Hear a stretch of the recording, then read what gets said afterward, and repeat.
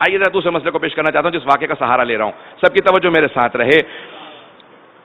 ہم قرآن کی تعویل کے بھی قائل ہیں اور تفسیر کے بھی۔ تفسیر بھی قرآن کی آل محمد جانتے ہیں اور تعویل بھی۔ اس کو تھوڑی سی توجہ کے ساتھ سنیں گے، چند آیات کی تلاوت کروں گا تاکہ آپ کے ذہن میں آ جائے تعویل ضروری کیوں ہے۔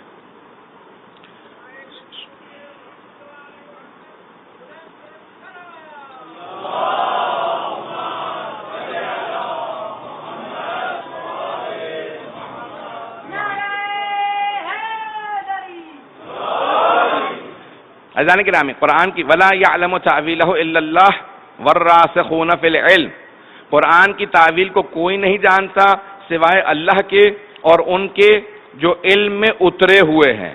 وَالرَّاسِخُونَ فِي الْعِلْمِ، جو علم میں اترے ہوئے ہیں۔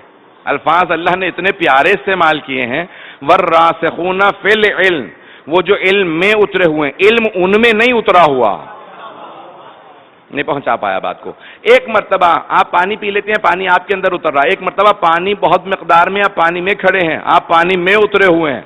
اگر پانی آپ میں اتر رہا ہو تو مقدار معلوم ہو سکتی ہے، لیکن اگر کوئی پانی میں اترا ہوا تو مقدار معلوم نہیں ہے۔ تو اہل بیت علیہ السلام جتنا علم ہے سارے پہ مسلط ہے۔ علوم آل محمد بہت وسیع ہیں، تو وَلَا يَعْلَمُ تَعْوِيلَهُ إِلَّا اللَّهُ والراسخون فی العلم، جو علم میں اترے ہوئے ہیں۔ تو اللہ تعویل قرآن کو جانتا ہے، اور راسخون فی العلم، ہمارے علماء کا یہ ادعا، یہ دعویٰ نہیں ہے کہ وہ تعویل قرآن کو جانتے ہیں، وہ یہ کہتے ہیں کہ آل محمد تعویل قرآن کو جانتے ہیں، اور اگر جو وہ بتا دیں ہم اسی تعویل کو قبول کرتے ہیں۔ یہ بات سب کے لیے واضح ہے، تھوڑی تشریح کی ضرورت تو نہیں ہے۔ عزیزان گرامی، اب آئیں ذرا پیش کرنا چاہتا ہوں، بہت سے مسلمانوں کا ہم پہ یہ اعتراض ہے کہ ہم تعویل قرآن کو کیوں مانتے ہیں۔ ہمارے ایک بہت بڑے مرجع گزرے ہیں آیت اللہ محسن الحکیم، 1968 میں وہ حج پہ گئے تھے، اور زندگی میں بس ایک حج پہ گئے، 1970 میں ان کا انتقال ہو گیا۔ آغا حکیم بہت بڑا نام ہے، آیت اللہ محسن الحکیم۔ اس واقعے کو سب غور سے سنیں گے، اس کے اندر کچھ آپ کو اس موضوع سے متعلق نتائج مل جائیں گے۔ فیصل کا زمانہ تھا، جو اس وقت حجاز مقدس کا بادشاہ تھا۔ سعودی عرب کہنا مجھے پسند نہیں آتا، کیونکہ پیغمبر اسلام کی سرزمین کا نام حجاز ہے، تو وہی نام دینا چاہیے جو پیغمبر کے زمانے میں تھا۔ خاندانوں سے نسبت دے جانے سے ملک بدل نہیں جایا کرتے، سرزمین پیغمبر کی سرزمین ہے۔ تو اب حجاز مقدس، آغا حکیم 1968 میں 1968 میں حج کرنے گئے، اور زندگی کا بس یہ ایک حج تھا، 70 میں ان کا انتقال ہوا۔ سب لوگوں نے کہا کہ ہم آپ کو اپنا جہاز دیتے ہیں، شاعران نے کہا، فیصل نے کہا میں اپنا جہاز دوں گا، آغا نے کہا نہیں میں اپنے خرچے پہ جاؤں گا، دوسروں کے خرچے پہ نہیں جانا چاہتا، اور درباروں کے سامنے جھکنا یہ ہمارا مزاج نہیں ہے، ہم نے بس ایک دربار لیا ہے، وہ دربار امیر المؤمنین ہے۔ ہم علی بن ابی طالب کے دربار پہ جھکنے والے ہیں، نجف اشرف میں رہنے والے ہیں۔ آغا حکیم چلے تیاری کے ساتھ، کہا کہ میں بغداد ایئرپورٹ پہ کاظمین سے جاؤں گا، کاظمین کی زیارت کی اور وہاں سے روانہ ہوئے۔ سب کی توجہ ہو میرے ساتھ۔ تو اب جناب مرحوم آیت اللہ سید محسن الحکیم جب پہنچے تو فیصل نے کہا کہ میں آپ سے ملنا چاہتا ہوں، ایک ملاقات کرنا چاہتا ہوں۔ کہا کہ اگر ملنا چاہو تو ہمارے خیمے میں آ جاؤ جہاں ہم رکے ہیں۔ کہا کہ میں چاہتا ہوں تمام علماء کو بلایا جائے۔ تو عبداللہ بن باز جو بہت بڑے مفتی تھے اس زمانے میں، وہابیت کے نابینا بھی تھے اور پاؤں سے معذور بھی تھے، ان کو ویل چیئر پہ لے جایا جاتا تھا، کہ نہیں وہ معذور ہیں آپ آ جائیے۔ دعوت رکھی گئی، ان کو بلایا گیا، سب بیٹھ گئے۔ تو ایک مرتبہ تعارف کروایا گیا کہ کون کون موجود ہے۔ جب تعارف کروایا گیا تو فیصل نے کہا کہ اس وقت شیعوں کے ایک بہت بڑے مجتہد ہیں، نام سید محسن الحکیم ہے، آیت اللہ سید محسن الحکیم۔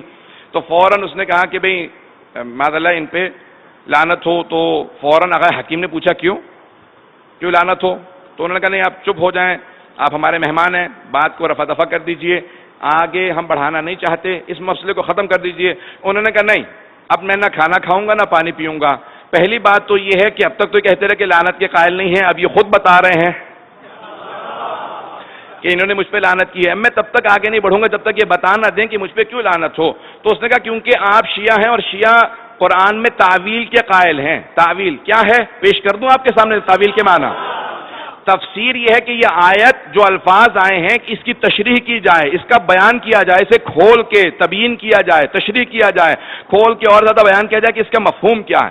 تعویل ان الفاظ کے کچھ اور معنی ہوں گے، اس کو ظاہری معنی میں نہیں لیا جا سکتا۔ جیسے قرآن کی آیت ہے ید اللہ فوق ایدیہم، اللہ کا ہاتھ تمام ہاتھوں سے بالا تر ہے.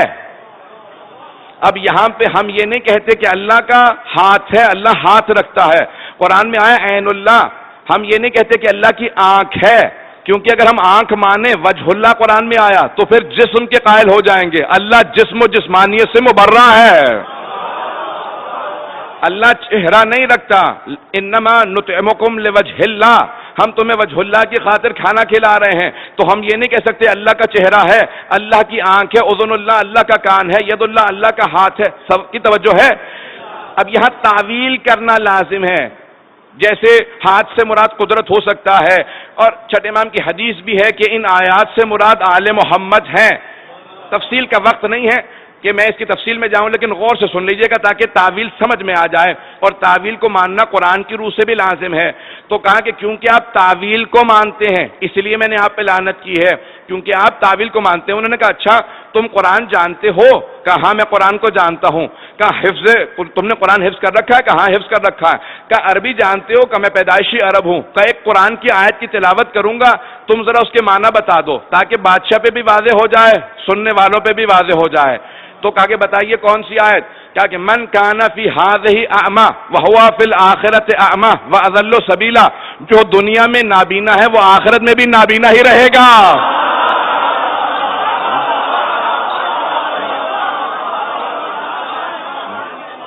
جو دنیا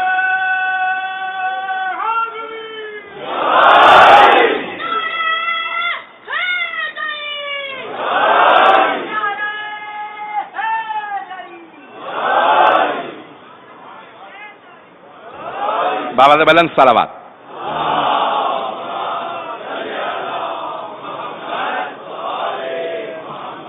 وعجل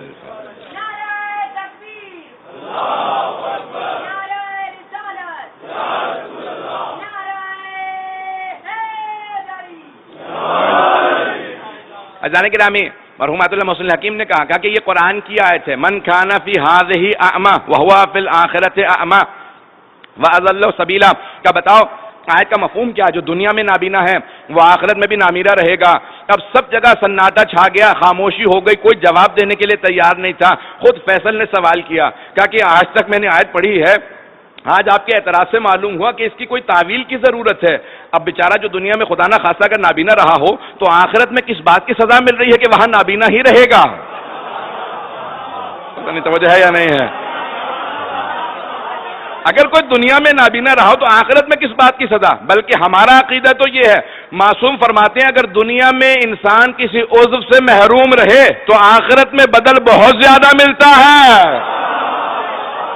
اگر کوئی بیمار رہے تو آخرت میں بدل زیادہ ہے. پاؤں خراب ہو تو آخرت میں بدل، اگر بازو نہ ہو تو آخرت میں بدل پر ہے ملائکہ سے زیادہ بڑا درجہ ملے گا. کہ اگر دنیا میں کوئی انسان کی پریشانی ہو بدل اللہ آخرت میں اتنا دے گا کہ ہر آدمی کہے گا اے کاش میں تھوڑا سا بیمار رہا ہوتا کہ ایسا مقام ملتا.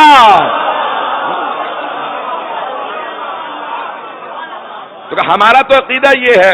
اب فیصل کو اور زیادہ تشویش ہونے لگی کہ یہی آپ کی بات جو ہے وہ دل کو بھی لگتی ہے کہ اگر کوئی دنیا کے اندر پریشان رہا، دنیا میں بیمار رہا، دنیا میں کسی مصائب سے گزرا، آخرت میں بدل ملنا چاہیے. تو یہ آیت عجیب و غریب آیت ہے. جو دنیا میں نابینا ہے وہ آخرت میں نابینا ہی رہے گا. من کان فی ہذہ اعمی وہو فی الآخرۃ اعمی، جو دنیا میں نابینا ہے وہ آخرت میں نابینا ہی رہے گا. تو اب کیا ہے؟ تو آغا حکیم نے کہا دوبارہ اپنے مفتیان سے پوچھ لو، پھر آخر میں جواب دوں گا. کہ ہمارے پاس جواب نہیں ہے، زیادہ مت چھیڑو. جتنے بھی افراد ہے جو تکفیر آج داعش کی بنیاد رکھنے کا کہ نہیں ہمارے پاس جواب نہیں. اب آخر میں جواب آ گیا حکیم کے پاس. سب نے پلٹ کے دیکھا کہ لگتا ہے جواب اسی کے پاس ہے، تبھی سوال پیش کیا ہے. تو آقا نے فوراً کہا ہاں جواب رکھتا ہوں، میں علی کا ماننے والا ہوں.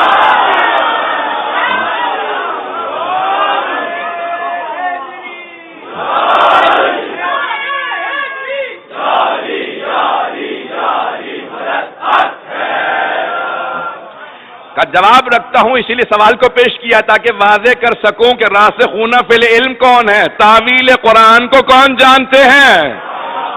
تو فیصل نے کہا کہ بتائیے تو صحیح، جو دنیا میں نابینا رہا ہو آخرت میں کیوں نابینا رہے گا؟ تو آپ نے فوراً فرمایا کہ اس قرآن کی آیت کے ظاہر کو نہیں لیا جا سکتا، اس کی تعویل کرنی پڑے گی.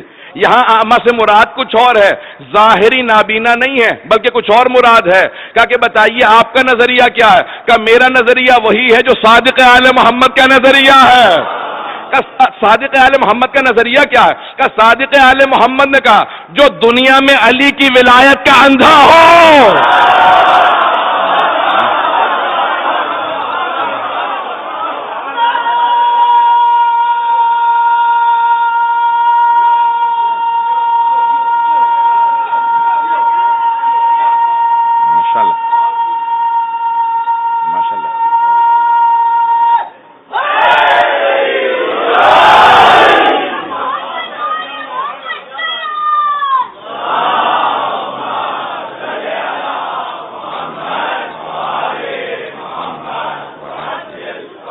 اور فرمایا آپ نے، کہا کہ صادق آل محمد فرماتے ہیں وہ آدمی جو دنیا میں علی کی ولایت سے نابینا رہا ہو، اتنی واضح چیز جس کو نظر نہ آتی ہو وہ دنیا میں بھی نابینا ہے، کہ آخرت میں اللہ اسے نابینا محشور کرے گا، سوال کرے گا پروردگار لما حشرتنی اعمی، تو نے مجھے نابینا کیوں محشور کیا ہے؟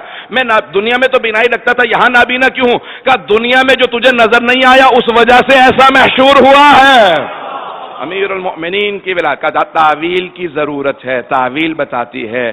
ایک سوال کو میں پیش کرنا چاہتا ہوں کہ جو آج پاکستان کے حالات ہیں، تاکہ انشاءاللہ ہمارے تمام میں بے انتہا اہل سنت برادران آتے ہیں اور وہ عقیدت کے ساتھ شرکت کرتے ہیں ہماری مجالس کے اندر، کہتے ہیں کہ آج ہمارا عقیدہ پختہ تر ہوتا چلا جاتا ہے، جتنا زیادہ یلغار ہوتی ہے اسلام پہ اتنا ہمارا سب کا عقیدہ پختہ ہوتا ہے کہ اسلام آل محمد کے بغیر سمجھا ہی نہیں جا سکتا۔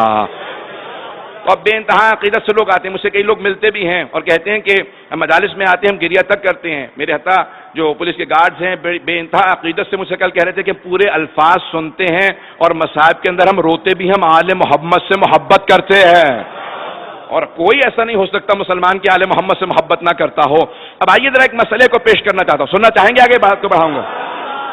جب آغا حکیم سے بحث ہونے لگی تو وہیں پہ ایک سوال کیا گیا، اور کہتے ہیں کہ ایک مرتبہ جب سوال ہوا، بعض نے اس کو مرحوم آیت اللہ سید شرف الدین موسوی سے لکھا ہے جو لبنان کے جبل عامل کے عالم دین تھے، کچھ نے آغا حکیم سے نسبت دی ہے، دونوں میں سے ایک کا واقعہ ہے کہ وہی فیصل نے ایک سوال کیا کہ آغا اس سال حج کی نماز آپ پڑھائیں گے کیونکہ آپ نے سب سے زیادہ مسائل کو حل کیا ہے۔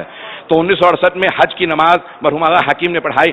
تو کہا سوالات ہیں، کچھ میرے ذہن میں شبہات ہیں، اگر آپ سے سوال کروں تو اجازت ہے؟ آغا نے کہا بالکل اجازت ہے، فرماؤ کیا سوال ہے؟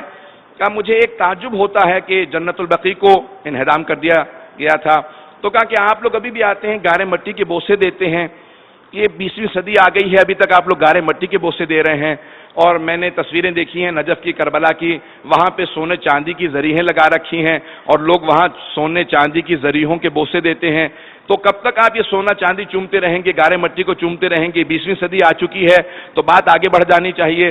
آغا حکیم کہتے ہیں میں فوراً باب الحوائج سے متوسل ہوا، میں نے فوراً توسل کیا باب الحوائج سے کہ اس وقت ایسا جواب میرے ذہن میں آنا چاہیے جو اس بادشاہ کو قانع کرے۔ میں علمی جواب دے سکتا ہوں، آیات کو پیش کروں گا، روایات کو، لیکن یہ بادشاہ ہے تو کوئی ایسا عقلی جواب ہو جو بادشاہ کے دل کو لگے۔ سن رہے ہیں نا غور سے سب لوگ؟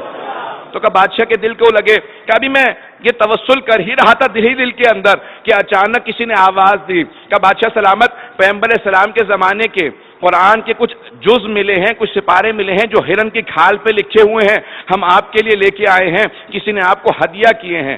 کہ جیسے ہی بادشاہ نے دیکھا تو ایک مخمل کے کپڑے کے اندر قرآن لپٹا ہوا تھا، سونے کی تاریں لگی ہوئی تھی،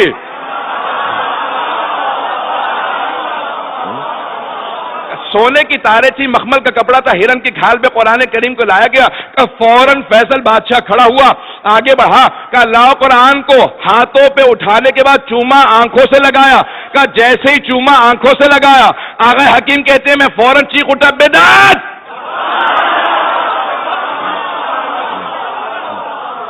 کہ جیسے میں نے کہا بدعت کا مولانا کیا بات ہے، آپ لوگوں کے ہاں تو ویسے بھی چومنے یہ ساری کی ساری چیزیں چومنے کے کوئی حرج نہیں ہے، بدعت کیوں کہہ رہے ہیں؟ کہ ابھی تم نے سونے کی تاروں کے بوسے کیوں دیے؟ سونے کو چومنا بدعت ہے، مخمل کے کپڑے کو چومنا بدعت ہے، ہرن کی کھال کو چومنا بدعت ہے. کہ مولانا اپنے دماغ کو درست کرے، میں سونے چاندی کے بو سے نہیں دے رہا، مخمل کے کپڑے کے بو سے نہیں دے رہا، ہرن کی کھال کے بو سے نہیں دے رہا، وہ جو قرآن ہے. آغا حکیم کہتے ہیں، سن کے نعرہ لگائیے گا، آغا حکیم کہتے ہیں میں نے فوراً روک کے کہا کہ ہم گارے مٹی کے بو سے نہیں دیتے، سونے چاندی کے زری کے بو سے نہیں دیتے، وہ جو اندر نبی اور آلے